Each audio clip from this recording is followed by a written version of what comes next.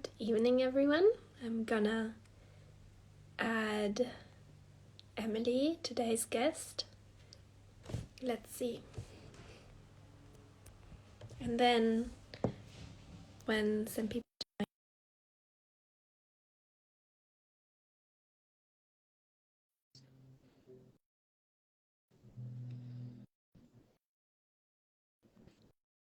Hello, everyone.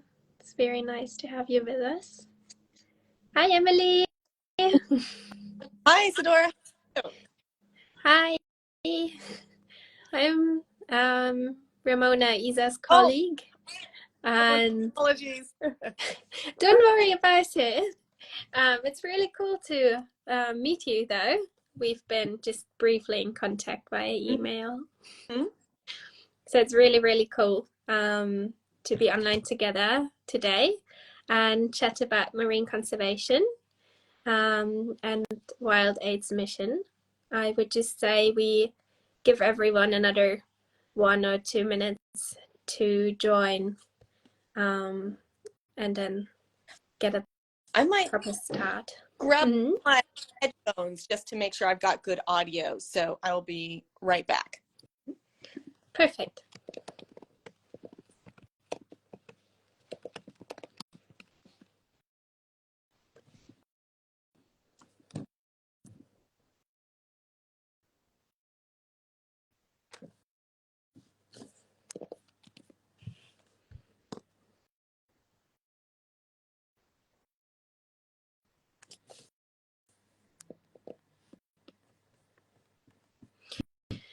So let's see. Emily is quickly going to get her headphones.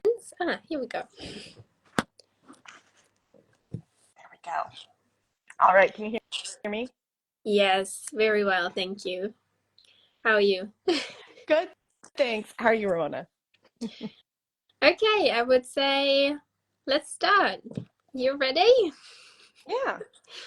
That's great. Well, then I'm going to introduce you, Emily, to our viewers today. And today I'm thrilled that we have the opportunity to speak with Emily Owen, the Marine Program Director of the organization Wild Aid. Wild Aid Marine has pioneered an innovative approach to marine enforcement, empowering local leaders to enhance monitoring and surveillance capabilities. This strategic initiative not only aids in achieving conservation goals, but also ensures lasting benefits for endangered wildlife, marine ecosystems, fisheries, and the well-being of coastal communities. With over 16 years of dedicated service, Emily, who is with us today, has become a prominent figure in the field of international conservation, collaborating with communities, government, researchers, and civil society to develop innovative solutions that harmonize the needs of both people and the planet. Emily Owen and her team Let's do that sentence again. Emily Owens and her team's efforts aim to combat illegal fishing and amplify ocean conservation initiatives. Wild Aid's impactful work earned international recognition when it was honored as one of the top 5 teams in the Revive Our Ocean category at last year's Earthshot Prize. Welcome, Emily. We are happy to have you with us. Well, thank you so much. I'm delighted to be here today with Healthy Seas. So to let everyone know how it works, you can, when you're viewing, you can put your questions down below and we will ask them to Emily. And she will try and hopefully be able to answer them. So yeah, we have collected questions and we will start with one of ours. But please do feel free to share your questions and thoughts on the topic. So, Emily, what does a healthy ocean look like for you? So for me, with a healthy ocean, we have to talk about thriving ecosystems and wildlife and also thriving communities because you can't have one without the other, to be honest. And so I think, I've worked in international Mhm. conservation for many years now, we'll say, and thought a lot about this. And I think that getting to what a healthy ocean can be, we really need to help support each other and build partnerships with those different governments, communities, fishers, to figure out what can help both lift up Mhm. um, the ocean and the people who depend on it. That sounds really good. Thank you. And we do have um, uh, another question for you. That is, how do MPAs, so marine protected areas, help fight climate change? Because they do, right? Yeah, and I'll also take a minute to tell people a little bit about what Wild Aid does and Wild Aid's Yes, marine please. program before I get right into that. Um, So, we've been working for about 20 years in supporting marine protection efforts. And really, what our program does is partner with the local leaders who are looking to protect areas, to implement sustainable fisheries, and helping support them to be able to actually implement and enforce the rules and regulations that govern that. So, we work to help partners have the tools they need to deter illegal fishing, and other illegal activities in marine protected areas. So we work around the world. We've been in 16 countries and work with a wide variety of partners on that. And one of the reasons we do that is because of the value the ocean and marine protected areas have in fighting climate change. And I have to admit, I get kind of excited when I talk about this because, I've worked on protecting coastal areas, which are really powerhouses when we're talking about climate change. When you look at coastal wetlands, which are mangroves, seagrasses, and salt marsh, they provide so many benefits from Mhm. biodiversity to livelihoods, and then they're powerful climate nature-based solutions as well. So these areas, these ecosystems can store 3 to 5 times more carbon per acre than other tropical rainforests. And so that, you think Wow. about the Amazon, we know that these areas are so important. These coastal ecosystems, which are small but so mighty when we talk about being able to mitigate carbon, so actually reduce the amount of carbon, and also help support communities' adaptations to the effects of climate Mhm. change. So as we have more severe storms, we've got rising sea levels and erosion, these areas can help buffer those effects. And so in areas where these ecosystems are better protected, including marine protected areas, when they're actually properly implemented, we can see that the communities benefit from those areas. We work in many countries that have mangroves, um, just such as Gabon and Ecuador. And in coastal Ecuador, actually, it's really cool because it's the fishers and the fishing organizations. They have been awarded stewardship Mhm. by the Ecuadorian government to help take care of these ecosystems. So we've got fishermen going out and helping patrol these areas to report illegal cuts, and other activities that are harmful to the ecosystems, in partnership with the Ecuadorian Navy. And so Wild Aid has been there. We actually have an office in Ecuador, which is pretty amazing. And It is. we've just been honored to help support those coastal stewards to Mhm. protect these important ecosystems. That's really, really exciting. That's so important to bring everything together, to actually be able to make a difference through an MPA. And that brings us to one of our first questions from the audience. And Nathan, I think, is asking how many of the MPAs are currently well protected? Well, that's a great question. We know that 60% of MPAs around the world need improved enforcement. And that's because enforcement it's hard. I will say that. There are so many different agencies involved. You have fisheries, you have the protected areas, protected areas agencies, you've got the rangers, you've got the navies, the coast guards, the police. All of these agencies need to work together to Yeah. really implement effective enforcement. And that's not to mention the community partners and the users of these areas that also need to be engaged in the process. So yeah, there's a lot of work to be done on actually being able to implement and enforce marine protected areas around the world. So, and that's why we're here. Is we aim to do that. We work in almost 100 sites now globally, and we aim to expand our reach to 250 sites by 2028 through increased partnerships and working with more and more people to help share this capacity. That's really exciting and so super important. And someone actually has a good question as well. Let's see if that works properly. So the question is, what does illegal fishing mean? So illegal fishing, or we call it, often we use illegal, unreported, and unregulated fishing gets lumped together in a term called IUU fishing. And so when we're talking about illegal fishing, I'm referring to fishing that is taking place in a country's waters in their exclusive economic zone, to get the technical term. So basically, the part of the ocean that's under their national domain. And that fishing can mean that they don't have the proper permits, they are not using the correct gear for that area, they are fishing a species that's out of season. And so there are any number of ways that you can have illegal fishing. It could be that it's another nation coming in and fishing within a country's waters and they don't have permission to do so.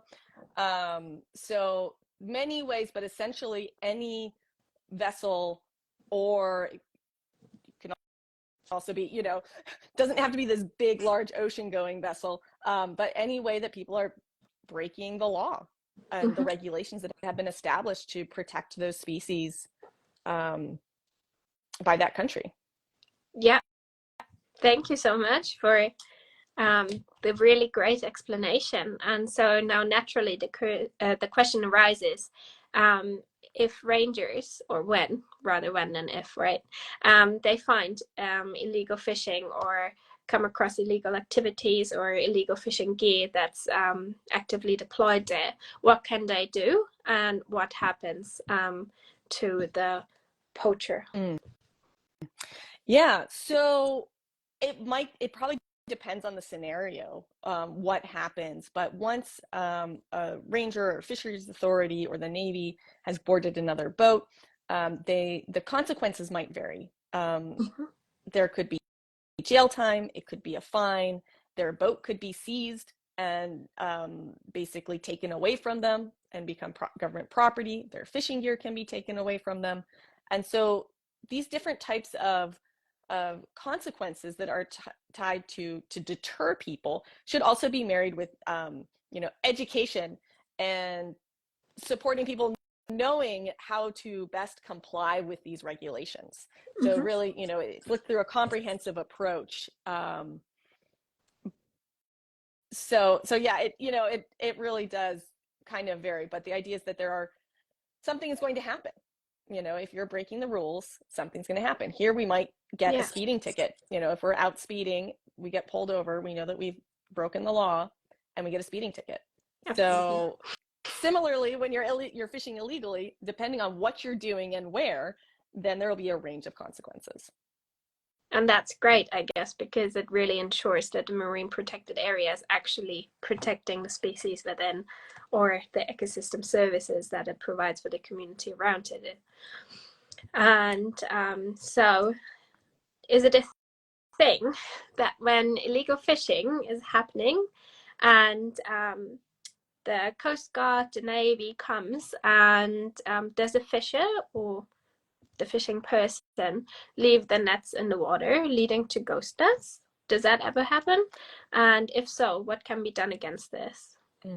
Yeah, that can happen. I mean, if you caught someone in the act of illegal fishing and they decide to cut their losses and take off and abandon the gear, then that is a problem, and that contributes to ghost nets. There are a couple of ways that the issue of ghost nets overlaps with the marine enforcement side of things, and that is one, rangers are out there, they're patrolling, and if they're actively patrolling, you will have less likelihood of the illegal fishing taking place, because they'll know, well, the rangers are out, they're active, they're able to take care and deter people from even starting that behavior.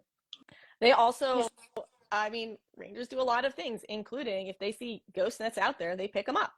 I've been blown away. I mean, really, the rangers and the other officials, they're really on the front line of conservation efforts, and they're Yes. putting so much energy and effort into this extremely hard job.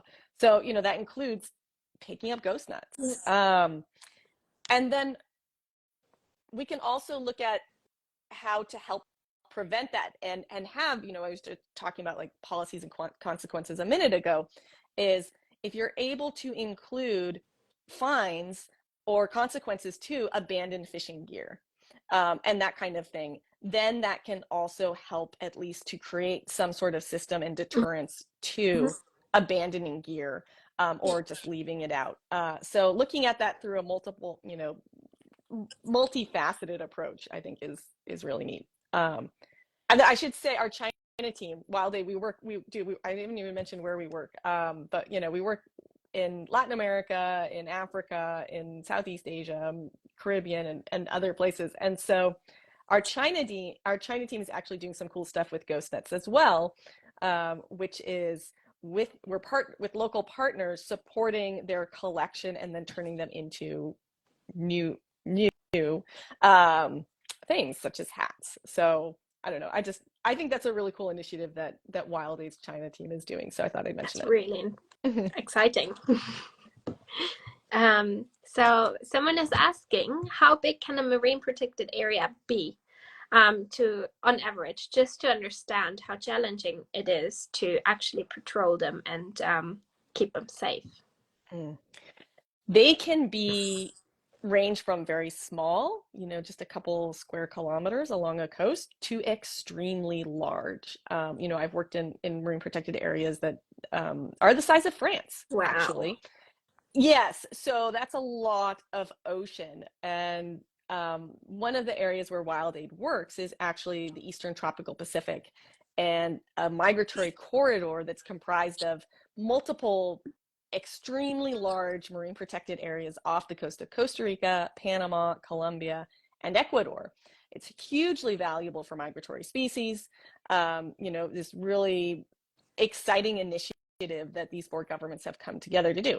It spans 2 million square kilometers. Wow. So I don't know how much that is in square miles off the top of my head. You are going to have to forgive me, but roughly very, very large. Yes. I will say that. And so you take different approaches when you're talking, smaller coastal MPAs versus these very large offshore MPAs. Yeah.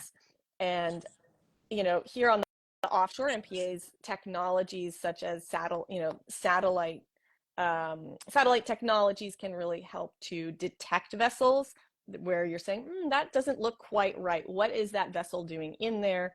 There are systems that track these ships when they're out fishing in the open ocean. And so, if they cross into an area where they shouldn't be fishing, there are ways to help, technology can help use algorithms and analyze that vessel's behavior to see, are they engaging in fishing activity out there? And so this is ways that information can be collected and used to help actually enforce when that ship does go to port, have that as evidence to say, well, we believe you are fishing illegally out there. Yeah. That's really cool that there is technology there that makes it possible. We do have another question that nicely ties in with that. I believe it's from Ali, and it goes as follows: how does illegal fishing affect the economy? So illegal fishing, it's a $23 billion a year black market industry. In fact, there was a recent report where it's even more, and the Pew Charitable Trust did, and I can't remember the figure off the top of my head, but it's large. 1 in every 5 fish is caught illegally. So when we're Incredible. talking, exactly, when we're talking this level of illicit behavior, because it's not controlled, it's not it's not managed, and it can directly impact the livelihoods of those people who are fishing legally. We have permits in place for a reason. There are catch limits. There are species that are to be fished and not to be fished at certain times of the year. And so many people are complying with that. And it's really detrimental when we have this large imbalance of illegal activity going on. Absolutely. I didn't realize that it's that big, actually. It has Yeah. such a huge impact. And from what I understand, not all marine protected areas are no fish, no take zone. Because someone else is asking, does it make sense to have marine protected areas where fishing is allowed? What is the reason behind that? So I think there are so many tools in our conservation toolbox that we can use. And, highly protected marine areas is one of them. We also have multi-use areas where you have fishing that is done in very controlled ways. Mm-hmm. And so this is especially relevant when you have fishing communities who are dependent on it for subsistence. Yeah. So that is a factor that can be taken into consideration. And then there are also other effective conservation measures, which is a very technical term that people get into, but has to do with kind of varying scales of protection. Essentially, I would say we need areas that are set aside to help our species recover, protect those really vital breeding grounds, nursing grounds, unique habitats. And at the same time, we need to make sure that coastal people have the opportunity to continue with their livelihoods and do it in a sustainable way. Mm-hmm. Yeah, it's so important that local communities don't suffer from fishing bans, but they're dependent on the resource, right? That's something that often gets forgotten, because when we talk about illegal fishing, oftentimes we have the big fleets in mind. And so wait, there was another great one. Yeah, someone is actually really concerned about the fishes that have already been caught, and they're deceased. They've been brought on boat, and then they're about to be landed and to enter the market. And then the fisherman is caught. What does happen with the fish? Does it get discarded? Is he able to sell it anyway, or does it get distributed? What happens with the fish? Or does that ever happen? I think that varies probably varies case by case. Oftentimes it will be seized as evidence because it is the similar to when something is stolen, that becomes evidence and will be used to help prosecute. Yes. I admit I am not sure exactly how it plays out in every circumstance and what happens to that. It probably varies between, by agency and by country. Thank you for answering that. I will say, I do know there was many years ago, there was a large vessel seized in Palau, and it contained some illegally fished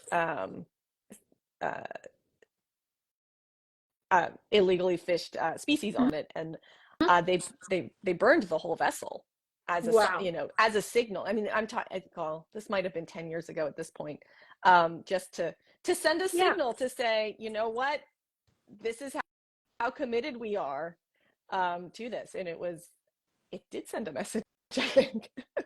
I guess it would. Yeah. It makes you think twice about it, right? Yeah. And so that's how they dealt with it in that one very specific incident. That is not the norm, though, to be clear. Yes, of course. I mean, that makes perfect sense. And it was just a big demonstration. Like, this is our point of view on this. And Mm-hmm. yeah, people in the future might think about it twice. Mm-hmm. So we've gotten some questions and comments in the audience about marine ecosystems and the influence of MPAs. And I'd like to summarize the Mm-hmm. entire thoughts basically to a couple of questions. And that's what's the typical evolution of the biodiversity in a marine protected area? I guess evolution is meant as like a process and not actual biological evolution. Mm-hmm. Do marine protected areas always lead to enhanced biodiversity, no So, matter the size? well, I think we can see many examples, and research has shown that there are multiple benefits to marine protected areas, regardless of their size. And so, we see increased, healthier populations as we Mm-hmm. have more intact habitat. We often see a rise in uh, the larger, older, more fertile female fish, for example, that can help reproduce. Those are really valuable players in the ecosystem because a lot of the health of that population is dependent on that. So you can see an increase there. You can also see the effects of spillover. Once you have Mm-hmm. an area that is effectively implemented and enforced as that ecosystem, and the populations that are tied to it become healthier and more abundant, then you can see how the effects spill over. Similar to, like, if you have a full glass, then it kind of like spills over the top. You might think, well, there are more fish, so they go outside the Yeah. boundaries. And so you will see those types of benefits. And I think it's really important to highlight that we get these benefits when the areas or when the fisheries regulations are actually implemented and Mm-hmm. enforced. Because if we don't have that, we're just going to have paper parks or lines on a map where we say, okay, there is political will, we want to do something,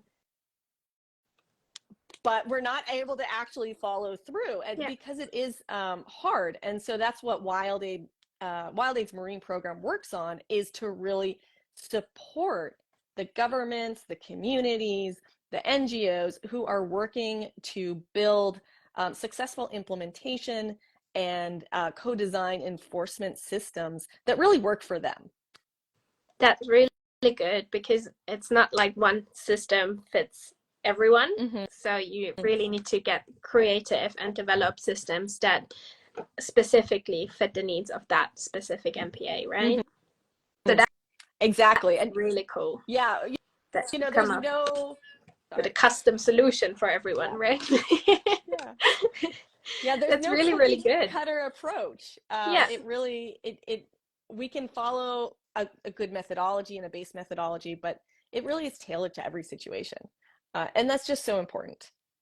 That's really important. And on the podcast, you've told us the prime example of Galapagos and Mm-hmm. the amazing amount of sharks that can be found there now, and WildAid has been active there. And it ties in nicely with the question from Joe, who is asking, how much of an impact are you, as in WildAid, having so far with the shark fin trade and whale hunting? And do you also have an impact on the development of using illegal nets? Mm.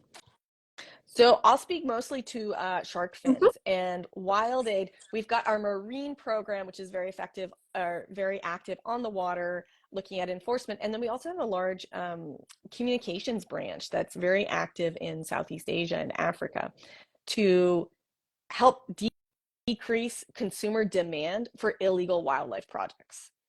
And one of those is shark fin. Yeah. And WildAid has worked for many years partnering with local governments and celebrities to support public messaging, to show just how harmful shark fin consumption is for these hugely valuable and ecologically important species. So we've been extremely active in that, in working to reduce demand, while at the same time looking to protect these species in their habitats through effective implementation. Mm-hmm. Is there anything from a legislation point of view that is coming in or being developed, being in discussion on the topic of marine protected areas that could help your work globally? So we see the big initiatives, 30 by 30, which is, protecting 30% of our land and sea by 2030, hugely ambitious and much needed effort that, has really united many countries globally in this. I think as we're looking at that, we also need to look at how is that ambition going to be put into practice? And how can we ensure that countries have the resources they need to implement and enforce these areas? And so that will probably need to be done through, global initiatives, and down from the global to the national to the local level to help support those. And so,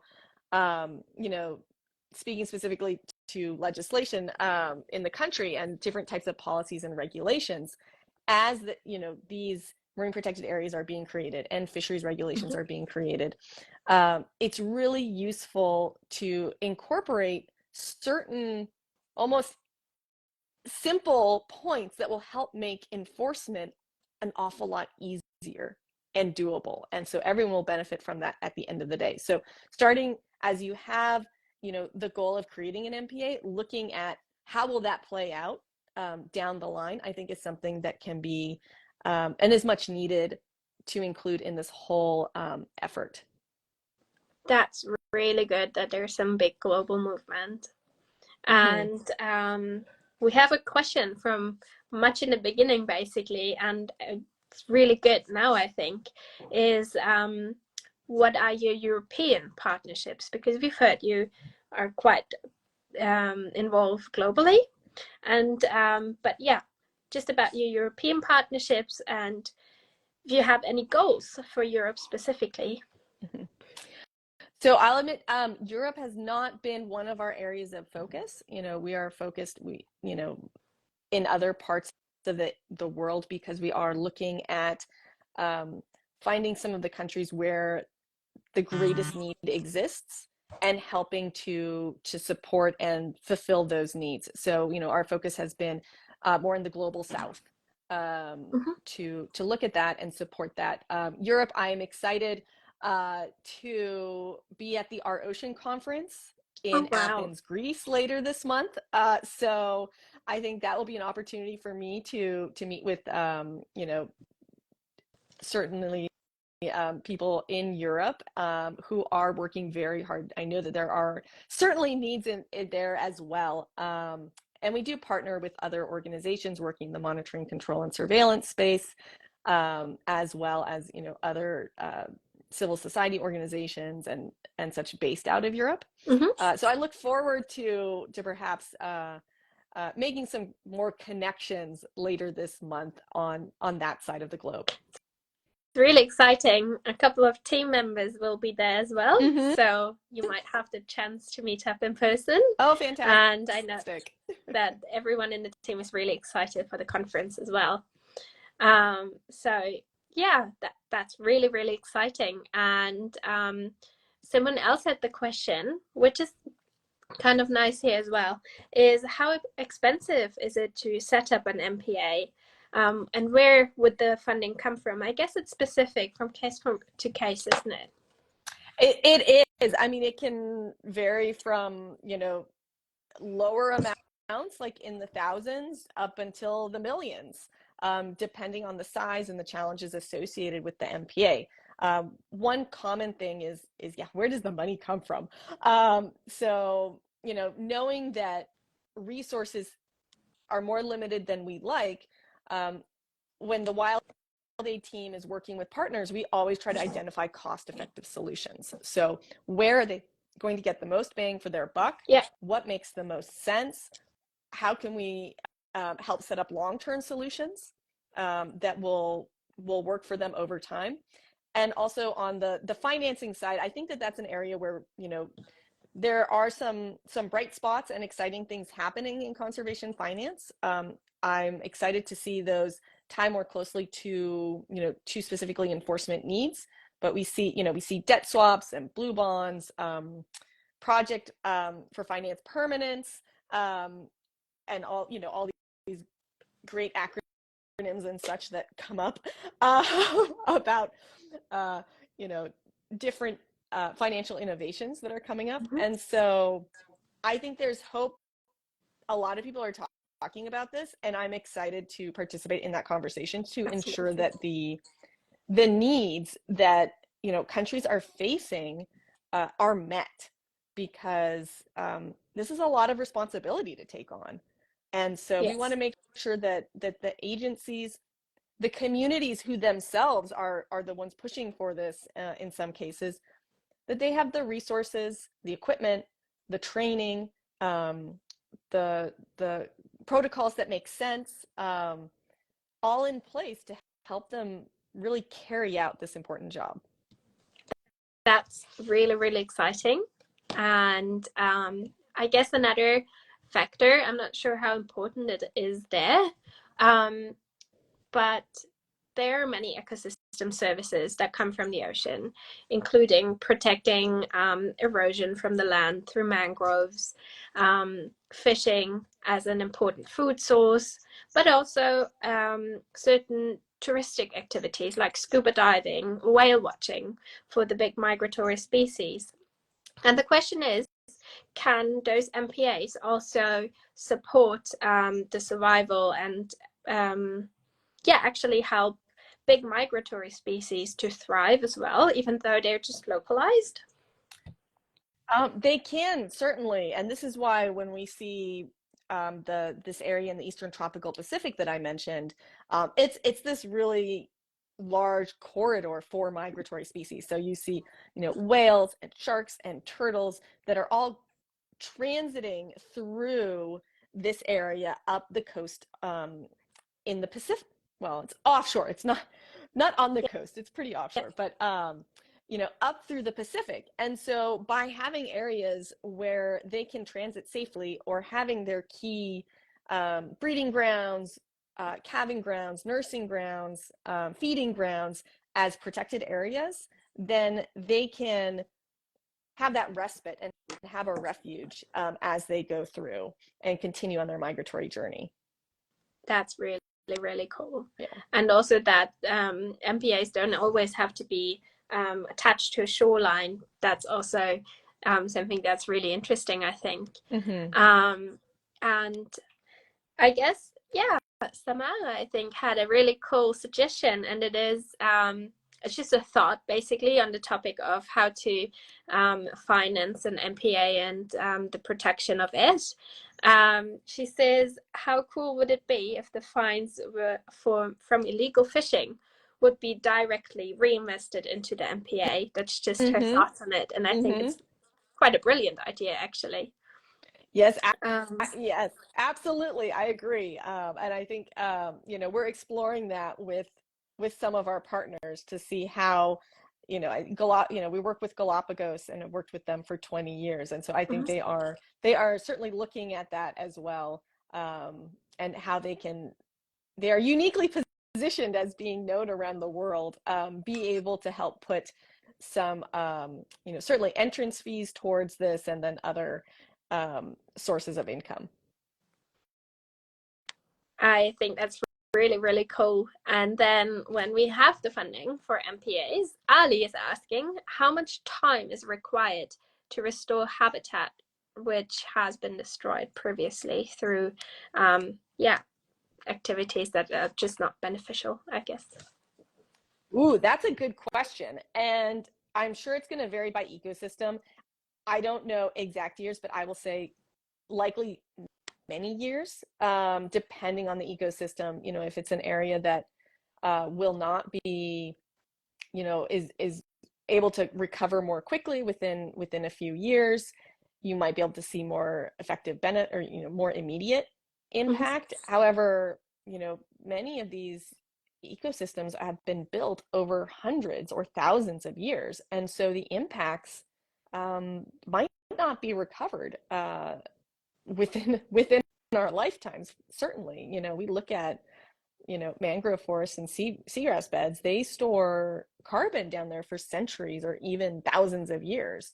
So if that's dredged, then that carbon's released into the environment, and well, it would take an awful long time to build it back up. Absolutely. So generally we are talking long term. Yeah. You can start seeing benefits, I think, on the fishery side and local economies within a nearer term, but being able to return to a state that's more natural or whatnot can take a very long time. I guess it would, especially as you say, once the carbon is released into the atmosphere, it takes an awful long time to sequester it back into long-term storage. So another question from the audience that we have. I really love, by the way, that everyone is having so many questions, and thank you for patiently answering all of them. So I'm not sure how much you know about this, but someone says people do collect sand from the ocean illegally. What is the reason for it to be illegal in the first place? Oh, I've never gotten this question before. Right? Yeah. So I don't know the exact answer. So I'm going to say that I don't know the exact answer. I could venture to say if they are collecting it from an area that's protected, protected areas, you're not supposed to take anything out of it. That's their it's all part of an ecosystem. It's all valuable. And so you're not supposed to take a rock. You're not supposed to take a leaf, and you wouldn't be able to take sand. So that's one reason I could think of it. Certainly, I don't know also any biological implications, of taking sand, all kinds of microbes and animals could be in there. And so there might be, customs issues similar to, why you can't take fruit or vegetables. Again, this is me kind of making that up, just kind of out of, well, maybe this is a reason, but I don't know. And that's something that could be looked into. It's an educated guess, right? Exactly. There we go. I'm just going to be upfront that is definitely an educated guess from me. So don't, and that's fair enough. Take it as the source. Even science sometimes doesn't have the proper answer to everything from the top of the head, and that's perfectly fine. So I personally can only add on to that I know there is big scale industrial removal or harvesting of sand in the oceans for concrete, for building big factories, houses, everywhere you could use concrete. And that sand can be harvested from the ocean. It's much better than taking sand from terrestrial environments due to its makeup on a chemical level. And that one does have big influences on the ecosystems, because when you think of digging a hole on the beach, the sand from the sides washes back in, but the entire terrain kind of lowers. And if you do that on a big scale, the same thing happens. And it does happen that shorelines just drop into the sea. So that's a completely different topic, I guess. And not taking sand from privately. If you're on holiday and you want to take a souvenir, and that might be illegal. What you said is absolutely reasonable, and I would second that as an educated guess. And especially important, I guess, is not to take any shells, like snail shells, because hermit crabs really love living in there, and they do need it. And if every tourist takes home 5 snails at the end of the season, we don't have any left anymore for the hermits, and they need to change their houses as they grow. So that's just something to throw in there, I guess. But back on the topic of what you do with Wild Aid, and some people are very curious about that, and innovative technologies or methods that you find most effective in monitoring and enforcing MPAs. how do radars, for example, help you in your work? So I think every there's so many different technological solutions, and so they each have their place. We do work with radar in certain circumstances. We just helped support a radar being installed out on Cocos Island off the shore of Costa Rica, which is part of that large corridor. And so, that tool is very helpful for the rangers there who are need that radar to detect vessels out around the area. Um, we also look at other types of, I've already mentioned the satellite, the different types of satellite tracking platforms. And I will mention we do also participate in a project where we're looking at scalable and accessible technology solutions to support law enforcement. And so we've got a large project on that where we're actually experimenting with tech partners to develop. Well, they're the ones developing it. We're advising from the enforcement and partnership side. Drones, wave gliders, and other types of technology, hydrophones that could be used to support um, enforcement officers as they are detecting ships, Mm-hmm. capturing footage to see what their, the ship identification number, to be able to see, take pictures of these types of information that could be then used as evidence. So, I That's think cool. that's one thing that's emerging. Mm-hmm. But we just really have to see like what is really useful for the people on the ground, what makes the most sense and what are the biggest needs, and then really hone in on those and work with the agencies, that bear the responsibility of enforcing these areas or regulations. And as new technologies come up and emerge, I guess um, we find new ways to implement them in the work to be useful, right? Mm-hmm. Mm-hmm. So, yeah, I know that there's been projects, for example, to use drones to find spots where ghost gear has been left on Mm-hmm. um, reef structures, for example. So, I guess we will just see what comes to the market and what can be helpful. And um, really interesting new question as well as we near the end of our Q&A would be, what is one spot that you wish was an MPA and it is not yet? Oh, that's a good question. Right, I really love it. It's very Oh, creative. that's hard. I should say, before coming to Wild Aid, I worked in supporting the creation of MPAs around the world. I'm going to put my own twist on that and say um, an area that I would love to see have greater implementation of an area, because at least when I worked there, it was more of a paper park, and that's protecting some of southern Chile, southern Patagonia, Mm-hmm. um, where I lived for 10 years in Chile and worked there. And so there's some very special places close to my heart off the coast of Osorno, um, and areas that communities were working to protect and such, but still needed some support to get there. That answer might be slightly outdated, to be honest, but it's the one that's closest to my heart. And so I just wanted to share that. I think it's beautiful to have an area that you're passionate about as well, that you have a history with, and that you Mm-hmm. personally wish some improvement for. I think that's beautiful. That's what keeps us going in conservation work sometimes, doesn't it? Mm-hmm. So I would say, second to last question, what is your outlook for the next months and years at Wild Aid? Do you have hope for the oceans? I do have hope, because otherwise I don't know how I would get up every day and keep going, because I think that's, when we're faced with such challenges and adversity, I find hope. I find those bright spots in partnerships, in connections.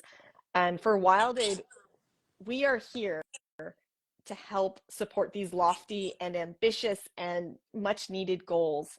We want to look at strengthening our work in 3 key regions, the Eastern Tropical Pacific, the Caribbean, and the Western Indian Ocean, to really engage further with partners, help expand into more countries, and bring some tools and learn from those who are already working, who are working on the ground and protecting these areas. What are their needs? What kinds, what new ideas do they have? And it gives me hope. Like every time I talk to a partner, even if they're facing a difficult situation, it's that drive, it's that commitment, it's the reason why they show up to do this. And so, we're here, we aim to engage meaningfully in the longer term, and are just looking to continue expand that. And I should say we do have a lofty fund. We have a big fundraising goal to help do that, which I should mention on this as Yes, well, please. because we are looking for partners whose visions align with ours and want to support our work.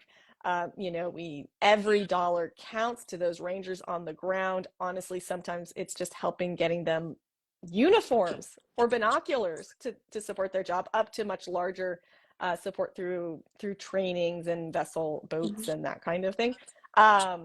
So we are trying to raise a good deal of money to support our expansion to 250 sites in the next 5 years through large partnerships.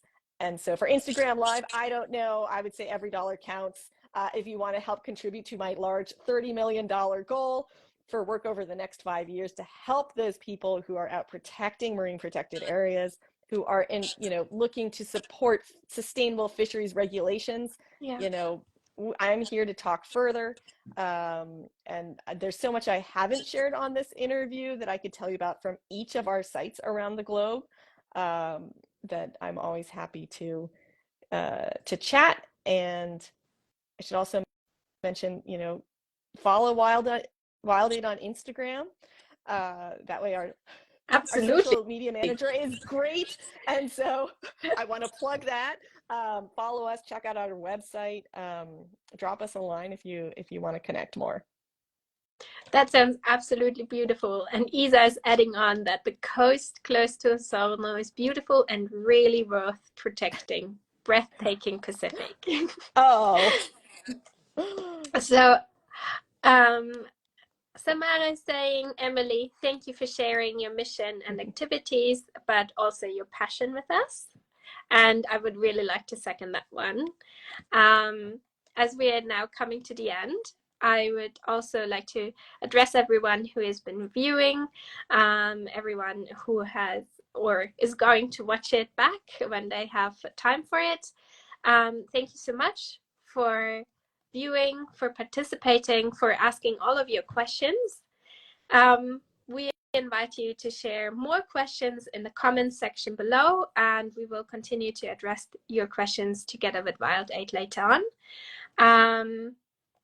Yes, Dubai Voluntary Diving Group says they are proud of the efforts that you are performing towards marine conservation and wish you all the best. So yeah, is there anything you would like to add on for everyone who's viewing? I would just say that, these are big challenges we're facing. And, I'm hoping that everyone, I'm impressed. This is my first Instagram Live. And so like seeing all these comments and hearts and all of this, I'm like, oh my gosh, it feels very, very inspiring. And so knowing that there's a community out there who is supporting this work, I know it can be kind of far flung when we're talking about all these international places, but it's one ocean. Yeah. And so every little thing that people are doing by, either directly out there on the ground, like those MPA managers and rangers and fisheries authorities, to people who are helping spread awareness and engagement. I just really thank you for all of the support, and thank you to Healthy Seas for inviting me to participate in this Instagram Live. Thank you so much for being here with us, for yeah, letting everyone know what you're doing, what you're passionate about, how you are making an impact. And I would really, really like to invite everyone to go and follow and support Wild Aid. What you can do is contributing to the 30 was it million goal to support the rangers underground to be able to actually carry out the important work to keep the marine protected areas protected. Thank you so much. I would like to wrap it up, and wherever you are, enjoy the rest of your day.